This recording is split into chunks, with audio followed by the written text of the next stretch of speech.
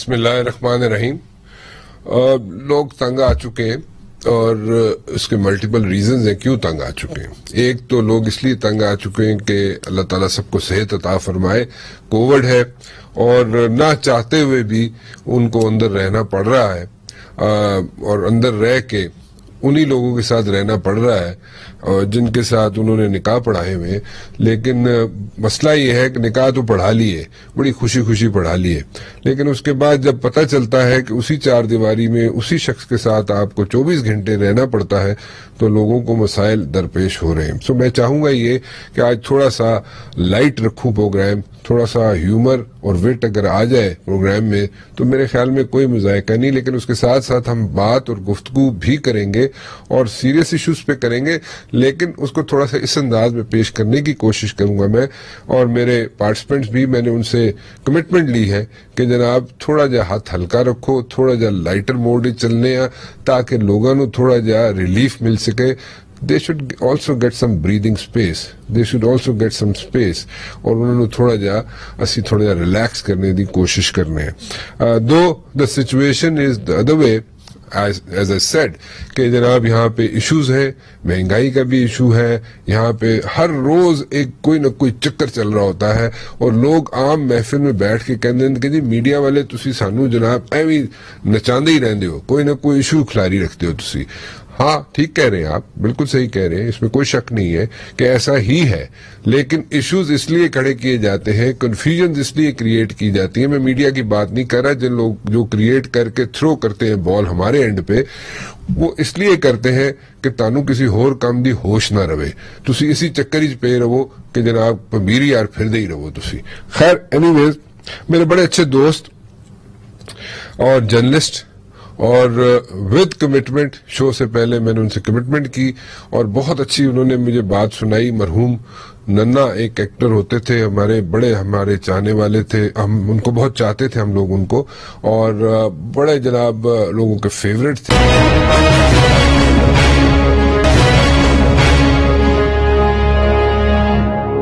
National security workshop होता है, अभी भी होता है। हम दोनों ने एक नेशनल सिक्योरिटी वर्कशॉप इकट्ठे किया, जनरल साहब ने और मैंने, 2004 में। उस वक्त नेशनल सिक्योरिटी वर्कशॉप की इतनी कोई मेरे ख्याल में लोगों को पता नहीं था, and it was the 4th session और उसमें हम दोनों ने इकट्ठे किया। जनरल साहब ने हमें सिखाया भी, जनरल साहब ने हमें बताया भी, गाइडलाइंस भी दी कि हुंदा की ये सारा कुछ, और मैं एक थोड़ा सा आइडिया मिल गया उस वर्कशॉप में कि जनाब फौज कैसे चलती है, एयरफोर्स कैसे चलती है, नेवी कैसे चलती है, और उसके मुख्तलिफ जो डिपार्टमेंट्स हैं related to air force, navy and army, वो फंक्शनल कैसे होते हैं, क्या फंक्शंस होते हैं उनकी, और ABC हमें सीखने को मिल गई। लेकिन उसके साथ साथ जो हमने टाइम इकट्ठे गुजारा और तकरीबन कोई 5-6 हफ्ते हमने इकट्ठे गुजारे, वो बहुत ही इंटरेस्टिंग थे और बड़ा हम लोगों ने एक दूसरे के अंदर जेल हो गए। We were like a family and we still are like a family जी। और उसके बाद खैर जनरल साहब तो मुझे छोड़ के चले गए, लेकिन उसके कोई तकरीबन 1 साल बाद मुझे 10 माह का ND करना पड़ा। वो रगड़ा बड़ा सीरियस था, वो उस पर किसी और वक्त बात करेंगे। लेकिन जनरल साहब thank you very much for joining me, आपका बहुत बहुत शुक्रिया जी। जनरल साहब अगर गुस्ताखी ना समझे तो मैं काई साहब की तरफ चला जाऊं, क्योंकि आपको भी पता है मैंने उन्हें कहा था कि तुसी फ्रंट फुट ते खेलना है और जिन्नियां चीज़ां इन्होंने बोझे च रखियां अज कट के ठा ठा मारनियां ने इन्होंने। काई साहब मैं नन्ने तो शुरू कर दो। मैं उसको दोहरा देता हूँ, पुरानी फिल्म का नाम मुझे याद नहीं है, मगर ये पुराने वक्तों की बात है, बाजार हुस्नाबाद हुआ करते थे। तो वहां पे एक दफा आपको पता है ना, वो चलवाते भी थे और छापे भी मारते थे पुलिस वाले जी। तो वो छापा पड़ा तो वो भाग के वो तबले के ऊपर बैठ गए। प्रिटेंडिंग के वो स्टाफ मेंबर हैं, बाहर से गाना सुनने नहीं आए। तो जब पुलिस वाला उनसे इंटरव्यू करने गया तो उन्होंने कहा कि उनका मैं डायलॉग दोहरा देता हूँ। उन्होंने कहा कि हुजूर मैं तो इधर मुशक्कत करता हूँ, मजदूर हूँ, आप जाएं चोरों को पकड़ें, डाकुओं को पकड़ें, उनको पकड़ें जिन्होंने कुछ नहीं किया। तो डॉक्टर आया। एक नन्ना साहब का और भी बड़ा अच्छा वाक्य जो आपसे मुझसे मुताल्लिक है। लेकिन एक मिनट ठहरो, एक मिनट काई साहब ठहरो थे, एक मिनट रुको। ये आपने कहा जी बाजार हुस्न आबाद हुआ करते थे, हुण मुक गया कम यानी एक जगह पे थे ना, अब तो हुण तो था हो गया ना, अब कम से कम एक जगह मखसूस थी। मतलब वो 11 ਤੋਂ 1 ਵਜੇ ਦਾ ਟਾਈਮ ਸੀ, ਹੁਣ 11 ਤੋਂ 1 ਵਜੇ ਦਾ ਟਾਈਮ ਨਹੀਂ, ਹੁਣ ਟਾਈਮ ਦੀ ਬੰਦਿਸ਼ ਨਹੀਂ ਹੈ।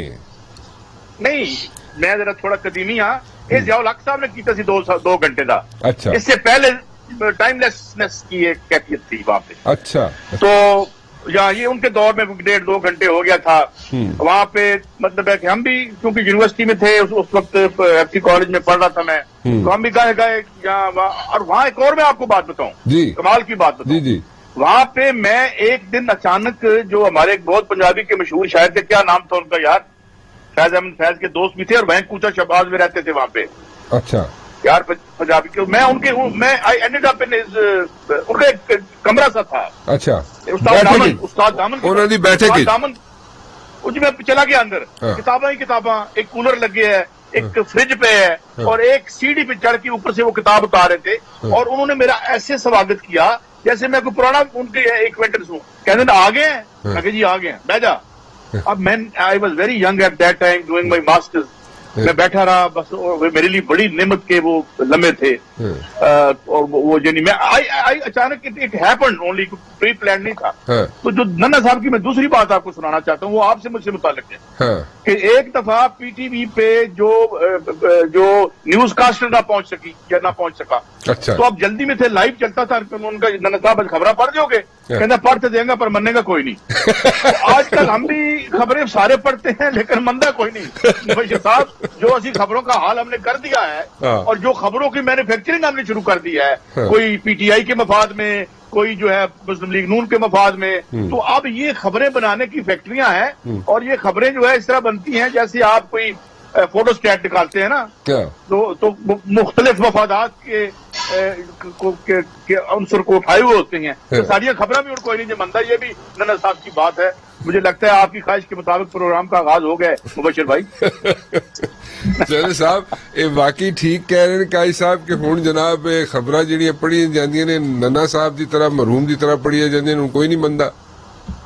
देखो इसमें तो कोई शक शुबे की गुंजाइश नहीं है। देखिए जिंदगी जो है वो बहुत कुछ उसके तकाजे हैं कि भी कोई थोड़ा सा हंसी मजाक हो, कोई मौसीकी हो, कोई आप आराम से बैठकर चाय का कप पिए, अपने दोस्तों के साथ बैठ के गपशप लगाएं। लेकिन अब तो हमारा सारा टाइम इंक्रोच कर लिया है सोशल मीडिया और मेन मीडिया ने, और वो टाइम भी इस तरीके से जाया करते हैं और हम भी साथ शामिल होते हैं। साथ हम जिसको कहते हैं ना विलिंग एक्म्प्लिस, उस तरीके से देखते हैं आंखें फाड़ फाड़ के कि ये क्या कह रहे हैं, पता होता है कि झूठ बोल रहे हैं। तो इसका क्या, इस वक्त ऐसी आंधी है झूठ और तूफान की कि उसमें से सच को तलाश करके लाना या देखना बहुत ही मुश्किल होगा। किसी ने ऐसा कोई जादू किया है मुआशरे के ऊपर कि हम एक दूसरे के गले काटने के लिए हर वक्त तैयार है आम बातों के ऊपर, कि मिसाल के तौर पे कि जी ये फैसला ठीक है या गलत है, इसके ऊपर आप और मैं लड़ पड़ेंगे और वो फैसला चाहे ठीक है या गलत है वो तो अपनी जगह रह जाएगा, मैं आपका सर फोड़ दूंगा। ये कौन सा तरीका है भाई? कोई तरीका होता है गुफ्तगू करने का, कोई इखलाकियात के होते हैं कि तकाजे कि आप टेबल के ऊपर आप अपना आर्गूमेंट रखें, मैं अपना आर्गूमेंट रखता हूं और उसके बाद देख लेते हैं जिसमें ज्यादा मंतक की ताकत है या जो ज्यादा आपको अपील करता है उसको उठाया जाए। ऐसा नहीं है इस वक्त। तो मैं तो हैरान होता हूँ कि हमारे नौजवानों पर क्या गुजरता होगा। मैंने तो, आप तो खैर मुझसे छोटे हैं, मैंने तो ऐसी जिंदगी गुजारी कि अल्लाह ताला के फजलो करम से हर चीज एंजॉय की। ये मुल्क को देखा ऊपर से लेके नीचे तक, यहाँ की सरसब्ज़ शादाबी गेम्स खेली, हॉकी खेली, क्रिकेट खेली, इसको एंजॉय करते रहे, मौसीकी, गजलें। अब तो कुछ भी नहीं है। या तो मैं बूढ़ा हो गया हूँ इसलिए मुझे कुछ नजर नहीं आता, हो सकता है चीजें मौजूद हो। बहरहाल अगर कहीं है तो मुझे कोई बताए कि वो किधर है। नहीं जल साहब आप बूढ़े छुड़े कोई नहीं हुए, ऐसे ही आप कह रहे हैं। तुसी चाहते हो कि काई साहब और मैं जो है ना, हम लोग जरा थोड़ा सा आपकी तरफ उस तरह ना आए और खुल के सवाल ना करें, इसलिए आप कह रहे हैं मैं बूढ़ा हो गया, है ना? शायद यही बात है ना, हो सकता है। हाँ यही मसला है। क्यों काई साहब इंजी लगता है ना, जनरल साहब कहते मेरे को परे परे ही रहो। नहीं जनरल साहब से हम पूछेंगे, he has been serving on very very sensitive and top position, तो उनको एक पीप करने का मौका मिलता है रियासत के अंदर, और इनको जो कुछ इल्म में, हम तो अंदाजे लगाते हैं ना, बाहर बैठे साफ ही होते हैं, हम तो मतलब अंदर के आदमी नहीं रहे होते, बाहर से हम अंदाजा लगाते हैं।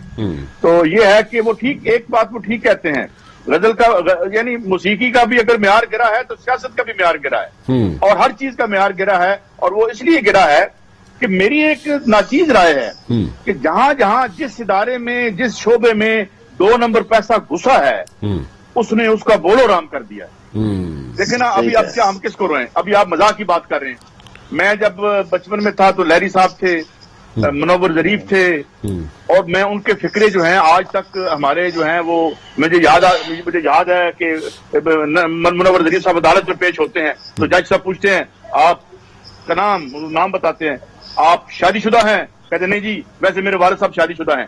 تو اس طرح کی لطیف مزاح، اس طرح کی باتیں وہ چلی گئی. سیاست سے نظریہ چلا گیا اور ہیومر میں سے وٹ چلی گئی، اور اب پتہ نہیں کن باتوں پہ ہنسی آتی ہے، کن باتوں پہ رونا آتا ہے. تو یہ اس طرح کا ایک گراوٹ ہے. یوں سائنس اوپر گئی ہے. میرے پاس یہ موبائل ہے، اس سے آپ فلم بنا سکتے ہیں، اتنے سے 3 کیمرے لگے ہوئے ہیں اس میں. ٹیکنالوجی جو ہے وہ اوورٹیک کر گئی ہر چیز کو اپنی جگہ پہ، لیکن ثقافت سیاست کا معیار گر گیا. مطلب نیلسن منڈیلے کی جگہ سعید قاضی آ گیا، میں یہی کہہ دیتا ہوں. اب میں تو خیر وہ بھی نہیں ہوں، میں اپنی کسی کا دل شکنی نہ ہو. مجھے بتائیں نا آپ ذرا دیکھیں، میں جب جنگ اخبار میں ملازم ہوا تو میں نے میرا کام تھا وہاں میں انٹرنیشنل میڈیا سے فیچر چوری کر کے لوکلائز کرواتا تھا. یہ میری پہلی نوکری تھی. اچھا. مجھے میرے کمرے میں کچھ 30-40 ہزار روپے کے زمانے میں پیپر آتے تھے. اینڈ چونکہ میری ذرا انگریزی سامراجی ادب میں نے ایم اے کر رکھا تھا تو ان کا جی ہے چوکٹ ہو.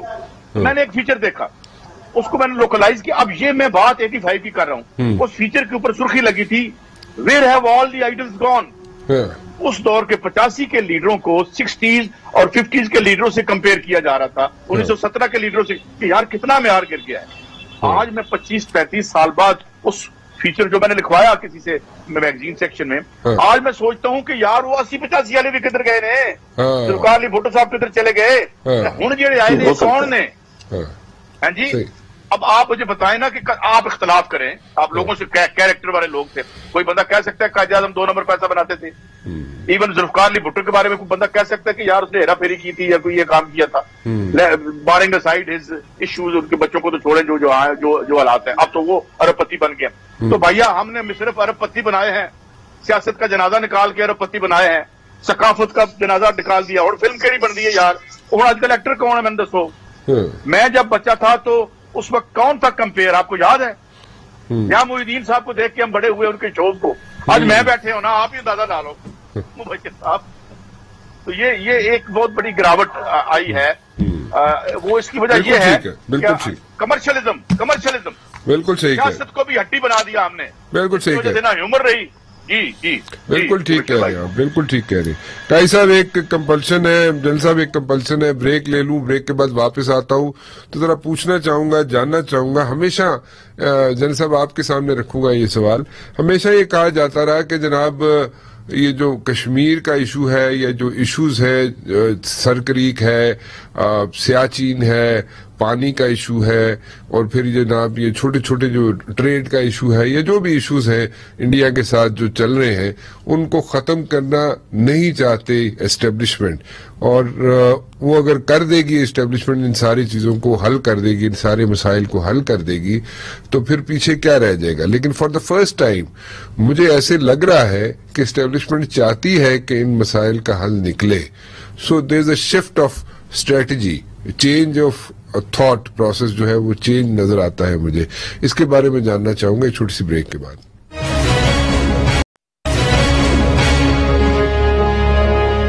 جن صاحب ایک لاسٹ دسمبر میں ایک پیغام آتا ہے اور انڈیا کی طرف سے آتا ہے، اور انڈیا کہتا ہے جناب پاکستان کو کہ جی آپ بیٹھ کے ہمارے ساتھ سارے مسئلے جو ہیں ان کو حل کریں، اور including the issue of Kashmir. سو اس کو بڑا پازیٹیو طریقے سے لیا جاتا ہے اسٹیبلشمنٹ کی طرف سے. سو اگر اس مسئلے کو حل کر لیا جائے، میں یہ نہیں کہہ رہا کہ باقی کشمیر کا مسئلہ فوری طور پہ حل ہو جائے گا، کیونکہ ہم نے پاسٹ میں دیکھا کہ کئی دفعہ ایسے ہوتا تھا کہ کشمیر کے مسئلے کے اوپر بات کرنے کے لیے 2-3 مہینے اور 2-3 مہینے کمیٹیاں بیٹھی رہتی تھی کہ کشمیر کا نام بھی بیچ میں ڈالا جائے تاکہ اس کو بھی ڈسکس کیا جائے. ہماری طرف سے ہی پریشر ہوتا تھا، لیکن انڈیا نہیں ڈالتا تھا. This is for the first time وہ خود کہہ رہے ہیں انڈیا والے کہ ہم اس کو حل کرنا چاہتے ہیں، بات چیت کرنا چاہتے ہیں. حل کیا نکلتا ہے ابھی نہیں پتا، حالی تے پنڈ نہیں وسیا.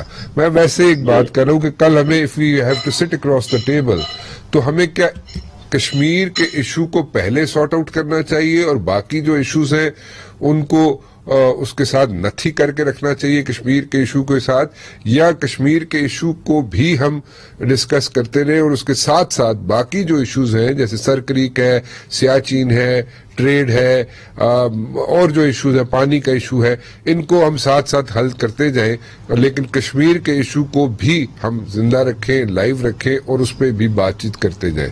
آپ کی اسٹریٹجی کیا ہوگی سر؟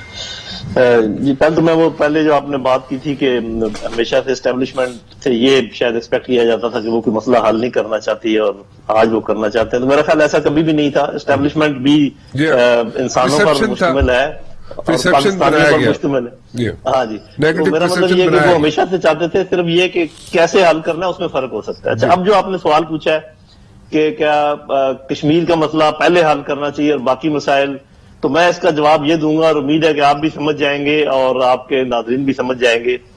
کشمیر کا مسئلہ بھلے جب بھی حل ہو لیکن کشمیریوں کا مسئلہ پہلے حل ہونا چاہیے اور اس کے بعد اب جو مرضی کر لیں. یہ نہیں ہو سکتا کہ وہاں پر ریپس ہو رہے ہوں، وہاں پر قتل و غارت ہو رہا ہو، ان کے گردن کے اوپر بوت رکھے ہوئے ہوں اور آپ کہیں کہ آئیں جی ہم تجارت کھول لیتے ہیں. آپ کہیں بھائی میں یہ جو لوگ اس کے خلاف ہے نا اس طریقہ کار کے، وہ یہ نہیں کہتے کہ کشمیر کا مسئلہ پہلے حل ہونا چاہیے. وہ یہ کہہ رہے ہیں جو میں کہہ رہا ہوں، ٹھیک، کہ آپ بات چیت کرنے سے پہلے یا بات چیت کرنے کے ساتھ ساتھ ہر بات چیت کے قدم کے ساتھ کشمیریوں پر ظلم و ستم کم ہونا چاہیے، کشمیریوں کا مسئلہ حل ہونا چاہیے. یہ اچھا، اب دوسری بات پر میں آتا ہوں. میں باتیں بالکل کلیئر اور لاجیکل کروں گا تاکہ آپ کی سب کے سمجھ میں آرام سے آ جائے. ٹھیک، دیکھیں، اگر آپ میں اور میرے درمیان میں جھگڑا ہے، ایک پلیٹ میں 3 لڈو پڑے ہوئے ہیں، میں 2 لڈو کھا لوں اور اس کو کہوں کہ آئے اب اس لڈو پر بس اس کو ہم ٹھیک کرتے ہیں. آپ کو پتا ہے کہ انہوں نے کیا کیا ہے؟ انہوں نے کشمیر ہضم کر لیا ہے، کشمیر کو اپنے اس کا حصہ بنا لیا، جو اس کی اسٹیٹس تھا اس کو ختم کر دیا ہے. اب وہ بات چیت کرنے پر تیار ہے اور آپ بھولے بن کے آپ کہتے ہیں ہاں جی ہم بھی بات کرتے ہیں، ٹھیک ہے. تو ایسی انڈرسٹینڈنگ کے اوپر جو لوگ یہ سمجھتے ہیں کہ جی کشمیر کا مسئلہ حل ہونے جا رہا ہے اور کشمیر وہ کھا گیا، باقی کشمیر کھانے کی باتیں کر رہا ہے وہ، اور آپ سمجھ رہے ہیں کہ وہ مسئلہ حل کرنے جا رہا ہے. تو مجھے نہیں پتا، دیکھیں یہ میں جو بات چیت کر رہا ہوں یہ مجھے معلومات نہیں ہے کہ جو ہماری لیڈرشپ ہے وہ کیا مسئلہ کس طریقے سے حل کرنا چاہ رہی ہے یا وہ مسئلے کا حل کس چیز کو سمجھتی ہے. لیکن اگر اس میں یہ چیز شامل ہے جو میں نے کہی ہے کہ کشمیریوں پر ظلم و ستم کم ہو جائے، کشمیری سانس لینے لگیں، تو بھلے آپ سارا کچھ حل کریں، کشمیر کو بعد میں آپ ڈال دیں جس کو کہتے ہیں بیک برنر کے اوپر. چائنیز جب آپ کو کہتے ہیں نا کہ کشمیر کو تھوڑی دیر کے بھول جائیں، تو یاد رکھیں کہ تائیوان میں یا ہانگ کانگ میں یہ مسئلہ نہیں تھا کہ ان کے گلے کٹ رہے تھے اور ان کو محصور کیا ہوا تھا اور ان کی عزتیں لٹ رہی تھی، تو اس کو اس کے ساتھ آپ ایسے لوگ جو ملاتے ہیں نا کہ جی وہ بھی تو اس نے بھی تو اتنا انتظار کیا، یہ کیا. ارے بھائی ہم بھی انتظار کرنے کو تیار ہیں، ہمارے کشمیریوں کو عام انسانوں کی طرح رہنے دیں، اس کے بعد یہ مسئلہ جب مرضی حل کر لیں، بعد میں حل کر لینا. لیکن اگر آپ یہ کہیں گے کہ ان کو آپ نیزے کی نوک پہ رکھیں اور ساتھ مجھے کہیں کہ تجارت کر لو، یہ کر لو، یہ میری سمجھ میں تو نہیں آتا، آپ کی سمجھ میں آتا تو ٹھیک ہے. جان صاحب اگر ہم بیٹھیں گے نہیں، بالکل ٹھیک ہے، your point is very well taken, I understand what you are saying کہ کشمیر کا مسئلے کو چھوڑے، آپ کشمیریوں کا مسئلہ حل کر دیں. I got your point, I got whatever you are are سیئنگ جی. لیکن میری گزارش یہ ہے کہ اگر ہم اکراس دا ٹیبل نہیں بیٹھیں گے، ول ناٹ سٹ اکراس دا ٹیبل، تو پھر حل تو اسی وقت ہی نکلے گا نا جب ہم بیٹھ کے بات کریں گے. جیسے میں نے پہلے کہا کہ علی تے پنڈ وسیا ہی نہیں، میں تو صرف ایک بات کر رہا ہوں جو آفر آئی ہے انڈیا کی طرف سے، اس کی سامنے رکھ کے بات کروں. تو you are for this thing کہ ہمیں بیٹھ کے بات تو کم از کم کرنی چاہیے، اس میں تو کوئی مذائقہ نہیں. ایک بات تو یہ کلیئر ہے کہ امن ہی بہترین راستہ ہے اور کوئی ذی شعور شخص یہ نہیں چاہے گا کہ امن کی بات نہ کی جائے. اور یہ بات آپ کی بالکل درست ہے کہ جب تک بات کرنے کا ماحول پیدا نہیں ہوگا، بات شروع نہیں ہوگی، اس تک کیا آگے ہوگا. اس کے تو میں خلاف نہیں ہوں، میں بات چیت کرنے کے بالکل مخالف نہیں کر رہا ہوں. لیکن آپ کا سوال یہ تھا کہ کیا کشمیر کا مسئلہ پہلے حل کیا جائے یا باقی یہ سرکری کا آپ نے باقاعدہ نام لیا ہے کہ یہ جو تجارت ہے اور باقی حساب وہ پہلے کیا جائے، اس کا میں نے جواب دیا ہے کہ کشمیر کا مسئلہ جب مرضی حل کر لیں، کشمیریوں کا مسئلہ پہلے حل کر لیں، پھر یہ چھوٹے چھوٹے سارے مسئلے حل کر لیں، پھر بڑے مسئلے کی طرف. بالکل ٹھیک ہے، بالکل ٹھیک ہے، بالکل ٹھیک ہے. میں قائی صاحب آپ کی بھی اس پہ انپٹ چاہوں گا ایک چھوٹی سی وقفہ, واپس آتا ہوں. قائی صاحب آپ کی طرف آتا ہوں, آپ کی رائے جاننا چاہوں گا کہ ہم لوگ بیٹھ جائیں اکراس دا ٹیبل انڈیا کے ساتھ, اور ہمیں نہیں پتا, میں اس پہ جو ہم نے پاسٹ میں دیکھا ہے کہ پاسٹ میں تو ہم نے یہ دیکھا کہ ایک دفعہ مسئلہ حل ہونے جا رہا تھا, یہ مشرف صاحب کے دور کی بات ہے, اور بالکل آخری وقت میں گڑبڑ ہو گئی. لیکن اب میرے خیال میں اگر اکراس دا ٹیبل بیٹھا جائے, ٹھیک ہے ہمیں نہیں پتا اس میں سے کیا نکلے گا, اس کا کیا نتائج کیا نکلیں گے, بٹ اکراس دا ٹیبل بیٹھنے میں انڈیا کے ساتھ کوئی مذائقہ تو نہیں ہے. میں جنرل صاحب سے بائی اینڈ لارج بالکل ایگری کرتا ہوں, مذائقہ, اور انہوں نے یہ بھی بات مانی ہے کہ ہمیں ایک دوسرے کے ساتھ بیٹھنا چاہیے جی, اور اس بات میں بھی کوئی غلط بات نہیں ہے کہ جناب وہاں سے فوج نکالیں پہلے, اور جو ہے وہاں پہ ان لوگوں کو ایک جو دوسری بڑی فلسطین کے بعد جو آپ نے اوپن جیل بنا دی ہے اس میں کچھ میجرز کریں, جسے آپ کانفیڈنس بلڈنگ میجرز کریں. بیٹھنا ضرور چاہیے, بات بھی کرنی چاہیے. سوال یہ ہے کہ بڑا کمپلیکس ہے, کشمیریوں پر بھی بڑا ظلم ہو رہا ہے, اور بھی بہت ساری اپریسڈ نیشنلٹیز ہیں وہاں پہ, خود وہ اپنی کاسٹ کے لوگوں کے ساتھ جو سلوک کرتے ہیں, جو یہ مودی یہ مسئلہ کیا ہے. میں دوستی چاہتا ہوں, میں چاہتا ہوں یہ بارڈر سافٹ کریں, ہم آئیں جائیں ملیں ایک دوسرے کو, وہاں جا کے ہم کشمیریوں کو دیکھیں ان کے ساتھ کیا ہو رہا ہے, اور اب وہ آئیں لوگ. میں ایک دفعہ اپنے دفتر میں تھا تو ایک انڈین آیا, تو وہ وزٹ کر رہا تھا یہاں پہ, تو میں نے کہا یار اس کو ذرا گھماؤ. ایک دن وہ جب جانے کا دن آیا تو بیٹھا تھا, تو بیٹھ کے پھوٹ کے رونا شروع ہو گیا. میں صاف اخبار کی بات کر رہا ہوں, میں نے کہا شاید اس کے گھر سے کوئی بری خبر آ گئی ہے. میں نے کہا بھائی کیا بات ہے, آپ کی خیریت تو ہے؟ میں نے یار کیا بات ہے, آپ کیا کمال کے لوگ ہیں, ہم کیا تھے سوچتے تھے آپ کے بارے میں, مجھے اتنی عزت اتنا پیار تو کہیں بھی نہیں ملا. میں کہا یار ہم تو روٹین میں بہیو کر رہے تھے میرے بھائی, we have not given you anything extraordinary یا اسپیشل آپ کو نہیں دیا ہم نے. ایک تو بات یہ ہے, مگر اس بات پہ کوئی کمپرومائز نہیں ہو سکتا. کوئی بھی اپریسڈ نیشنلٹی ہو جو ہے وہ آج ایون انڈیا کے جو لوگ کووڈ سے مر رہے ہیں وہاں پہ, دیکھیں ہماری بڑی تلخ ہسٹری ہے. ہمارے پیچھے ایک بہت بڑی بلڈی پارٹیشن ہے, اس کے بعد 2-3 جنگیں ہیں, اس کے بعد یہاں غربت ہے, اس کے بعد کورونا نے آ کے ساری رولنگ کلاسز کو ننگا کر کے رکھ دیا. یہ انڈیا جسے آپ ورلڈ فارمیسی کہتے تھے, جو دنیا کی فارمیسی کہتے تھے اس کو, $70 بلین یہ کرتا, وہ کدھر جاتے ہیں؟ یہ سارے ایشوز ہیں, اور یہ بڑے ہم نازک دور میں آ گئے ہیں, لوگ غور نہیں کر رہے. پوسٹ کووڈ سماج پھٹنے شروع ہو گئے. کولمبیا کی خبریں سنیں کیا ہو رہا ہے. یہ جو آگے بل ہم نے پکڑانا ہے نا عوام کو, کہ سارا جو خرچہ ہو رہا ہے, امریکہ جو ہے وہ نوٹ چھاپ رہا ہے اس وقت, اور وہ وینٹیلیٹر بھی اس کی اکانومی پر, یہ ایشوز ہیں, ہمیں انہیں ٹیک اپ کرنا پڑے گا. بالکل اس میں دو آرا نہیں ہے کہ کشمیریوں کے وہاں ساری فوج باہر جائے اور انڈیا کی, اور وہاں پہ سیولین جو سیٹ اپ ہے, جو اس اسٹیٹ کا وہ رکھو. وہ کون سا بڑا ہم سے محبت کرنے والا ہے؟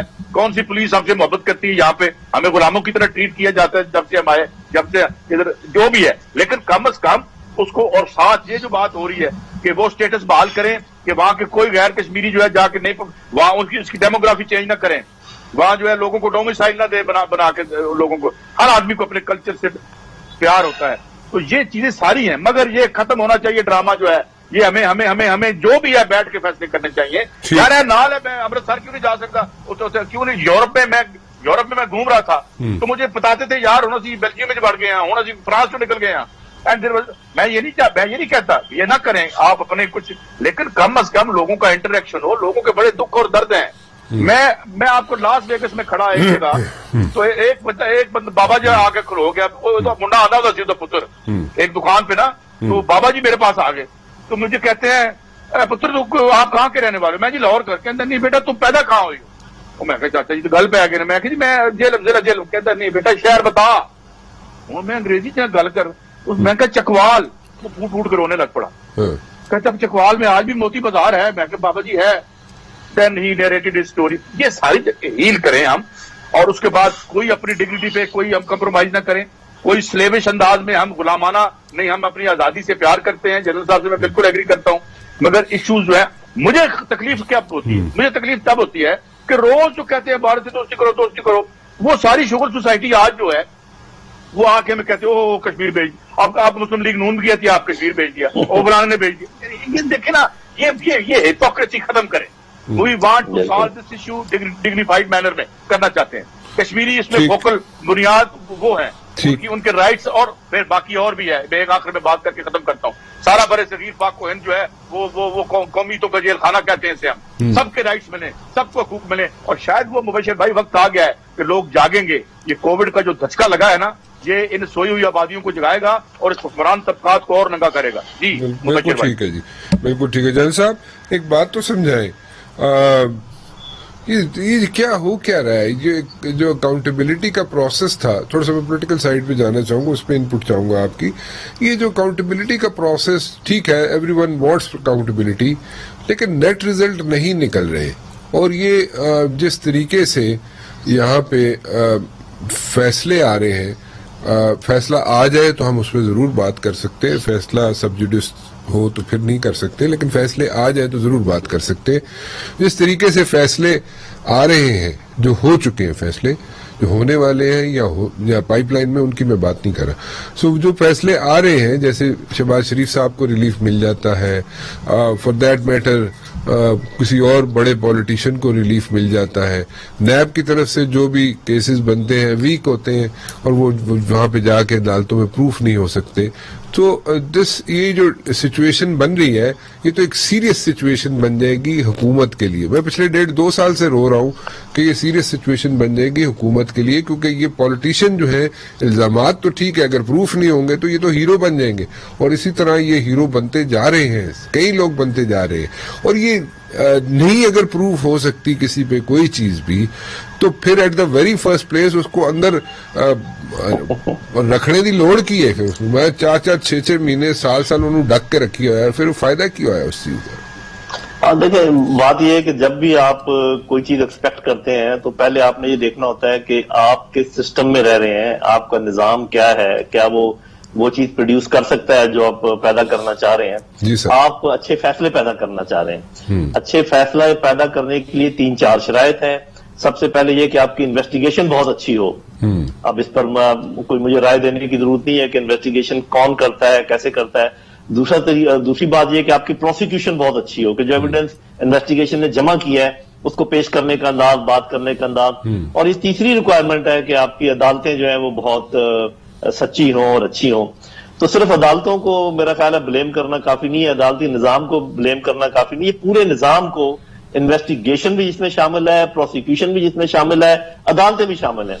جب آپ کا سچویشن یہ ہے کہ آپ قدم قدم پہ لوگوں کو برائب کر سکتے ہیں, یعنی کہ آپ وہ جو انویسٹیگیشن والا بندہ ہے, آپ 2 کام اس کے ساتھ کر سکتے ہیں, یا آپ اس کو خرید سکتے ہیں یا ڈرا سکتے ہیں. اور اگر ڈر نہ مانے تو آپ مار بھی سکتے ہیں, جیسے ایان علی کے کیس میں ہوا, وہ انسپیکٹر مار دیا گیا جس کا وہ یہ تھا. تو یہ ایک پہلی مثال ہوگی کہ جب آپ کو پتا ہوگا کہ یہ دعویٰ کیا گیا جی کسی کے پاس سے نکلی ہے, ہیروئن نکلی ہے یا کوئی نشاور چیز نکلی ہے کار کی ڈگی سے, بڑے پیمانے پر اس کا وہ سارا کچھ ہوا.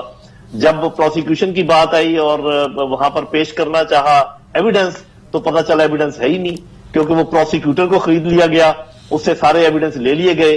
اور جب اس کو کہا عدالت نے کہ جی آپ ایویڈنس دیں, اس نے کہا جی وہ تو میرے پاس تو کوئی نہیں ہے, میرے پاس تو یہ کاپیاں, یہ کیا مانی. اور وہ محکمہ حیران پریشان ششدر رہ گیا کہ یار وہ کیا ہوا, وہ جو ہم نے چیزیں پکڑی تھی وہ تو ہم سب نے دیکھی تھی. تو اس کے بعد پھر آپ کی عدالتیں آ جاتی ہیں, وہ بال بچے دار بھی ہیں, ان کو آپ پریشر میں بھی لے کر آتے ہیں, ان کو آپ ان کی تنخواہیں اگر لاکھوں میں ہیں تو آپ کروڑوں اربوں روپے ان کو, کیونکہ آپ کے اپنے اس میں ہوتے ہیں. تو میرے بھائی یہ, اور ابھی بہت میں عزت کرتا ہوں اپنے پرائم منسٹر کی, اور ایک بہت سنسیئر آدمی ہے, لیکن آپ دیکھیں کہ وہ اپنے ہاتھ کیسے کاٹتے ہیں. بیوروکریسی جس نے کہ آپ کے کام کرنے ہیں اس کو صبح سے شام تک آپ لان تان کریں. آپ کی فورن آفس جس نے آپ کی سارے بار کام کرنے ہیں اس کو آپ لان تان کریں. تو بھئی صرف سر سے, ہیڈ سے تو کام نہیں ہوتا, آپ کے لمز کام کرتے ہیں, آپ کے ہاتھ اور بازو تو آپ کے انسٹیٹیوشنز ہیں. انسٹیٹیوشنل ریفارمز آپ نے کون سی کی ہیں؟ ایک نہیں کی ہے. نہ پولیس ریفارم کی ہے, نہ بیوروکریٹک ریفارم کی ہے, نہ جوڈیشری کو ریفارم کیا ہے, نہ فوج نے اپنے آپ کو ریفارم کیا ہے. تو پھر آپ کا کیا خیال ہے کہ یہ ملک بغیر ریفارمز کے کون سے انسٹیٹیوشن چلائیں گے؟ کیا ایسے درخت جن کو کھا گئی دیمک اور اندر سے کھوکھلے ہیں اس کے سہارے پر آپ کھڑے ہوں گے؟ نہیں ہو سکتا. سب سے پہلے جو کام کرنا چاہیے تھا عمران خان صاحب کا, وہ انہوں نے نہیں کیا ابھی تک, اور وہ تھا اداروں کی ریفارمیشن. تو جب تک آپ شروع الف سے نہ کریں تو آپ چھوٹی یہ بڑی یہ تک نہیں پہنچ سکتے. بالکل ٹھیک ہے, میں آئی گاٹ یور پوائنٹ جی, بالکل آئی گاٹ یور پوائنٹ. دل تو بہت کر رہا ہے جی قاضی صاحب آپ سے بھی مزید بات کروں, جل صاحب آپ سے بھی مزید بات کروں, لیکن آپ کو پتا ہے ہم لوگوں کی کمپلشن ہے, اس ٹائم ہمیں زیادہ اس لیے نہیں دیا جاتا کہ باقی اشتہار بھی چلانے ہوتے ہیں تو اسی دن نال ساڈے پے چیکس بھی جڑے نا نتھی ہوئے ہوتے ہیں. So well have to wind up this program ji. بہت بہت شکریہ آپ کا, آپ دونوں تشریف لائے. It's always a pleasure to have you both on my show ji. جاتے جاتے صرف ایک چیز ضرور کہنا چاہوں گا, ایشوز ہیں, چاہے کووڈ ہو, چاہے مہنگائی کا ایشو ہو, چاہے گورننس کے ایشو ہو, چاہے جناب اپوزیشن والے ایشو کھڑے کر دیں, سب چیزیں اپنی جگہ, لیکن تھوڑا سا اگر آپ ہنس لیں گے تو میرے خیال میں کوئی اتنی برائی نہیں ہے. فی الحال رانا مبشر کو اجازت دیجیے, اللہ حافظ.